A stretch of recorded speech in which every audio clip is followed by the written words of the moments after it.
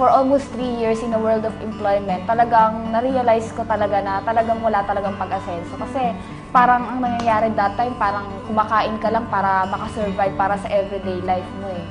Although medyo nakakapagbigay sa magulang, pero talagang sobrang konti lang yung naibibigay. So, nung time na yon, from work, pauwi na ako, may taong nag-approach sa akin, sabi niya sa akin, baka daw gusto ko ng extra income.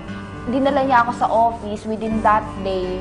Nung una, medyo skeptical ako sa business kasi parang hindi ako makapaniwala na maglalabas ka lang ng 7,300, pwede ka na kumita ng kalahating milyon. Pero sabi ko naman sa sarili ko, walang masama mag-try kasi nakita ko naman sa uno, talagang nung time na na-invite ako, nakita ko na talagang marami ng mga kabataan na dating walang-wala, tapos naging successful. So sabi ko sa sarili ko, kung itatry ko ang uno, malay mo may mangyari din sa akin, di ba?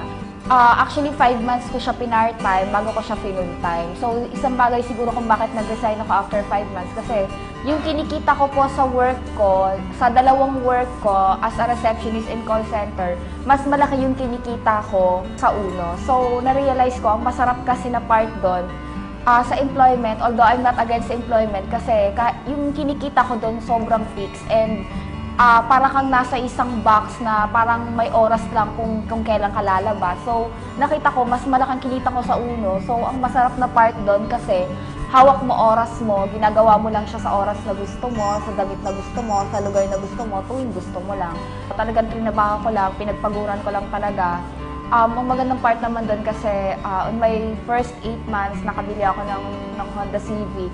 So, sobrang nakakabaliw na part kasi talagang hindi ko ina-expect. Sabi ko nga dati, nung nag-uno ako, kumita lang ako ng extra 10,000 a month, okay na ako. Yun nga lang sa kakatrabaho ko, hindi ko namamalaya, nakabili na pala ako ng kotse.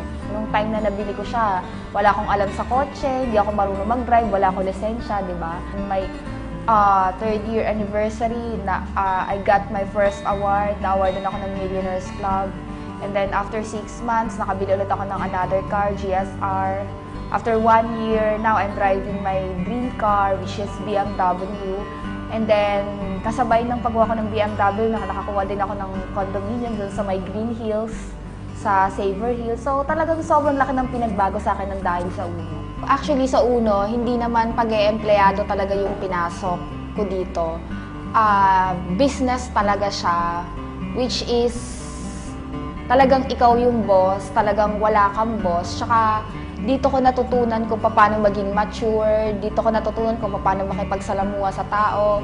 Pero ang masarap na part kasi at my age right now, natututo na ako on how to become a successful businesswoman. May mga trainings, which is sabi ko nga, hindi naman yung 7,300 yung binayaran mo dito eh. Yung binayaran mo dito is yung skills or yung knowledge na kahit kailan, sa totoo lang, hindi mo matututunan talaga sa labas. So, kung kaming mga top earners na gagawa namin, kumita ng malaki, siguro isang bagay na kailangan natin gawin is talagang sumunod lang tayo sa code of ethics or sa tamang sistema ng uno para kung ano na-achieve namin, kung anong status o resulta na meron kami ngayon, pwede rin mangyari sa'yo, especially sa mga bago. Gawin natin ng tama yung sistema para at least kung ano yung kinikita namin ngayon, yun din yung